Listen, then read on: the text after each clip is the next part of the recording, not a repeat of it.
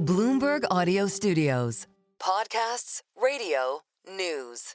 The mission: secure the highest sustained growth in the G7. A measurable goal. An invitation for the British people to judge us on whether they feel better off after 5 years of a Labour government. Oh, and some might argue they're already being judged. That was Keir Starmer speaking 2 years ago about his ambition for growing the UK economy. Since then, he's become Prime Minister, but is he any closer to achieving his growth goal?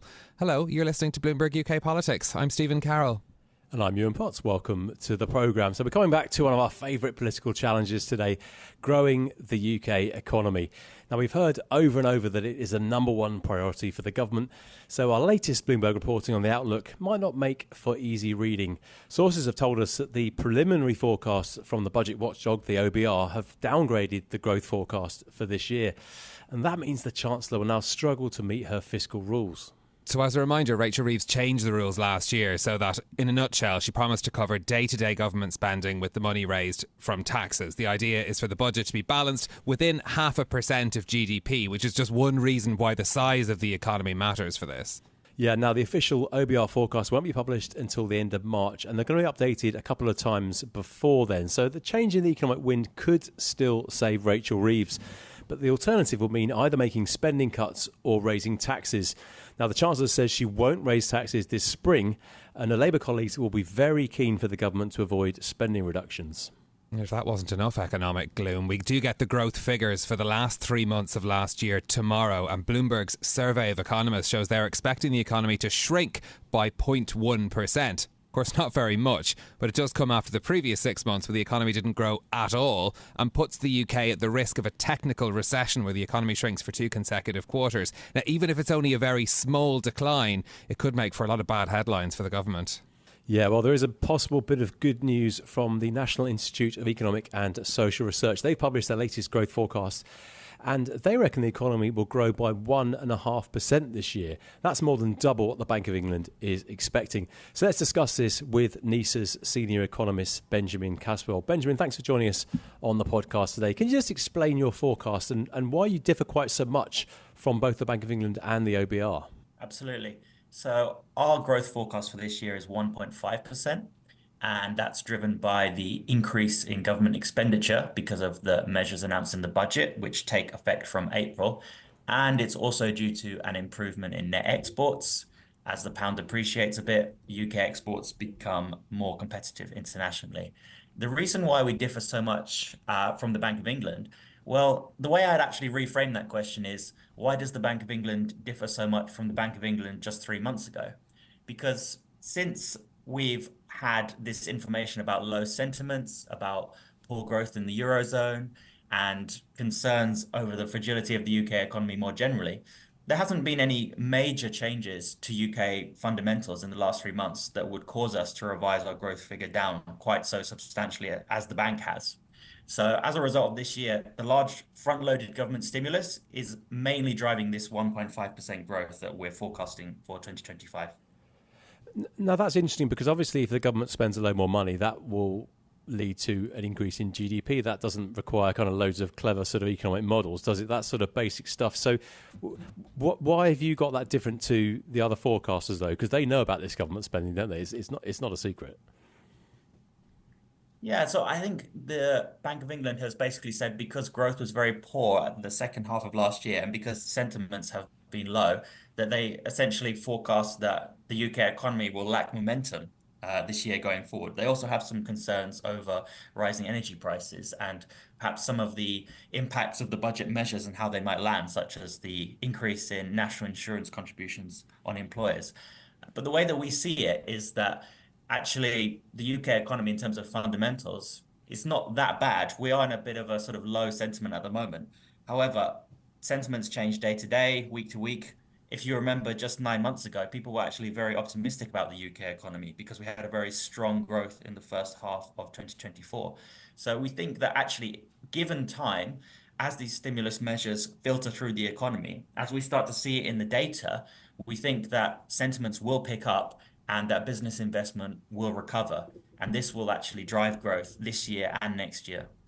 Can you break down the timeline a bit of this for us? So if we're talking about 1.5% growth over the year, how does that kind of worked out in terms of when things will pick up, given that we're looking at 0 or potentially minus 0.1% growth in the last quarter of last year?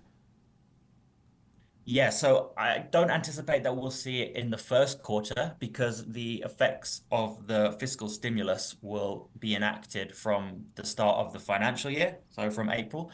And then it actually takes us one quarter later to receive the figures. So we won't actually see it in the data, most likely until the third quarter of this year.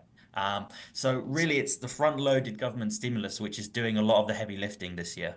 So does that mean the second half of the year we're going to see sort of, potentially 2% or plus quarterly growth figures to try and make up to the 1.5% by the end of the year? Yeah, that's right. So if you take quarter on 4 quarters ago growth, it's likely that when you look at quarter 3 and quarter 4 of this year, that you'll see it close to 2% because we're measuring quarter 4 2025 on quarter 4 2024. And because the second half of last year was quite poor, it's quite conceivable that you'd have 2% quarter on 4 quarters ago growth. Gosh, that is a bold forecast. Just digging down into your projections here, I mean, you're making government spending do a lot of the heavy lifting. Of course, the biggest slug of that spending is on the NHS. And we know that NHS productivity has been negative over recent years. Can you just explain how all that extra health spending is going to translate into growth? So it's very difficult to measure public sector productivity. I would highlight that just up front because those statistics that the ONS are working on still are quite difficult to compare over time because they're consistently improving their methodology on how they measure public sector productivity. So we might see it going down now, but it's quite hard to compare it to what it was 2 years ago because those measures are always being improved upon. On top of that, there's also going to be an increase in the number of, so part of Labour's goals were basically to have an increase in appointments and to remove some of the waiting lists and to basically clear the backlog in the NHS. So that requires essentially more staff. And as these staff are just hired recently, naturally, the longer that you do your job, the better that you become at it, the more efficient you are, the more productive you are, because you've kind of got that experience. So if you hire more people in the NHS, in the short term, you might not see an immediate uplift in productivity because you have more people, you have more workers, but they're just starting out. So we expect that over time, as people get settled into those new roles, that they become better at what they're doing. And therefore, you actually get better outputs. But in the short run, when you have that hiring increase, there's that kind of initial cost of basically integrating people into their roles. Does this, I mean, this is a very optimistic forecast. And I wonder if we should essentially not be as worried as we are then about the impact of, for example, the national insurance rise for employers that's coming into force in April as well, or, the increased cost of borrowing that's going to weigh on the budget as well.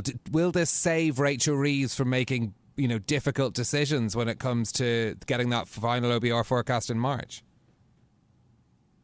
Yeah, I think that so rising borrowing costs in January were a kind of blip. So there was a bit of excess volatility there in the market, and then people did get a bit jittery, which is understandable. But those borrowing costs for 10-year bond yields have come back down, back in line where they were at the beginning of this year. So that headroom would only be really, really severely affected if that increase in 10-year yields was sustained throughout the whole of the year. On top of that, really, I think what we need to do is that at the moment, there's been a lot of low sentiments and there's been a lot of uncertainty over the UK's outlook. And I think what we need to do is the measures have been announced for the fiscal loosening. We know that they're coming. We just need to wait for them to be actually enacted. And then we need to wait to see them in the data. So naturally, people want quick results.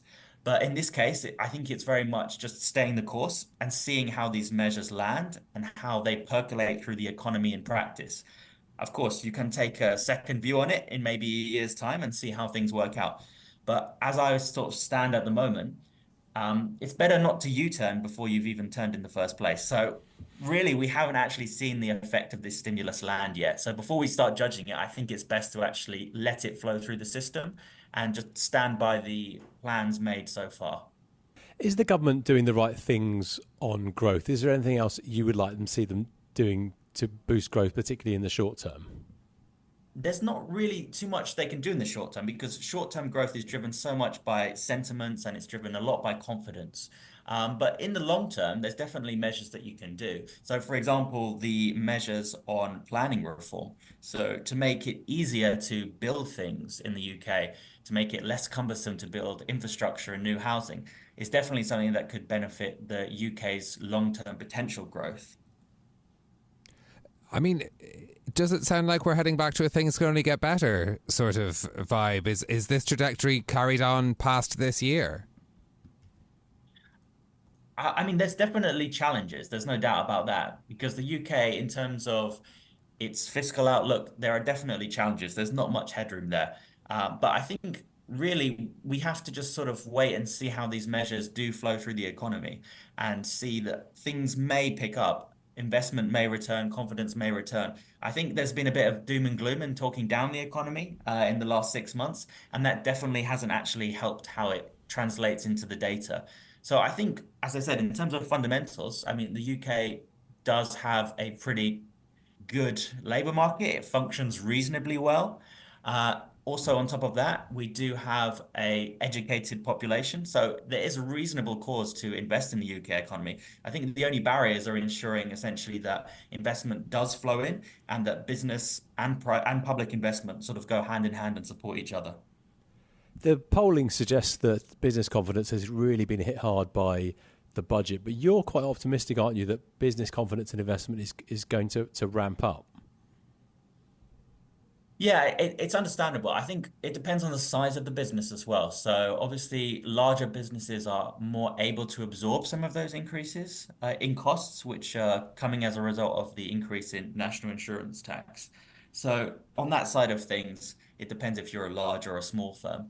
But I still think that fundamentally speaking, the UK is not a bad place to invest. It's not a bad place to do business. It could be better, but it's still not a bad place. And I think if we think about the prospects going forward, I think the UK economy does have a lot to offer, really. And also, if you take into the context of where things are going globally, I think the UK has a lot of good sectors which it basically just has to leverage and play to its advantage.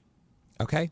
Benjamin Caswell, Niesr's senior economist, thank you very much for joining us. The details of your latest growth forecast we'll be watching with interest to see how it plays up with the OBRs, which of course all important for the decisions that will have to be made by the Chancellor when we get it officially on the 26th of March. That's it from us for today. If you like the programme, don't forget to subscribe and give us 5 stars wherever you usually listen to podcasts, Apple, Spotify, or anywhere else.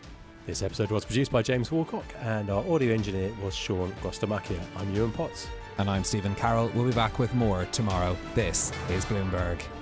Bloomberg UK Politics. Listen weekdays at noon on DAB Digital Radio in London.